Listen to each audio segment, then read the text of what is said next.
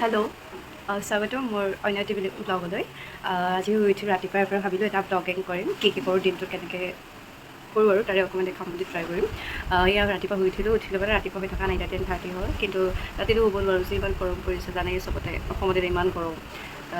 কি ক'ব, দিনটো গৰম ৰাতিটো গৰম, ভালকৈ হোৱা মানে নহৈছে। মোৰ ৰুমত গেছ নাই, তো সেইকাৰণে মই ওচৰৰ আণ্টি আছে, আণ্টিহঁতৰ ঘৰতে গৈ ৰাতিপুৱা চাহ কাপ খাওঁ, মানে একাপ লাল চাহ নহ'লে মোৰ দিনটো নাযায়। তো সেইকাৰণে যাওঁ, তাতে অকণমান চাহ খাওঁ, চাহ খাই আৰু তাৰে ডিউটি।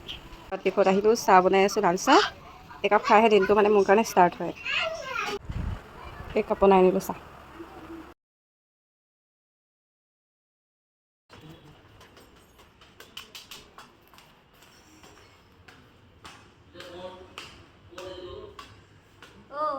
আৰু যিহেতু ইমান গৰম পৰিছে, গৰমৰ কাৰণেতো গেছ চাগে নাহিব এতিয়া, মেবি এজন দুজন আহিব পাৰে, আহিলে আৰু খাল্লাছ আমি বেছি বহি থাকিবলৈ নাপাওঁ, থিয় হৈ থাকিব লাগিব গেছৰ কাৰণ ৰেচপেক্ট কৰিব লাগিব। তেওঁলোক গেষ্ট হয়, এখন ৰেষ্টুৰেণ্টত যেতিয়া খাব আহে তো অভিয়াছলি তেওঁলোকৰ কাৰণে আমি মানে উঠি থাকিব লাগিব আৰু বহিবতো নোৱাৰি। চ' ঠিক আছে, এতিয়া ইউনিফৰ্ম চেঞ্জ কৰি লওঁ, মানে চাৰ্টটো মই আহি পিনি ডিউটিতে পিন্ধো কাৰণ ইমান গৰম ৰাস্তাত পিন্ধি আহিলে আপুনি বহুত ঘাম হৈ যায়, সেইটো কাৰণেতো মই চেঞ্জ কৰি লওঁ।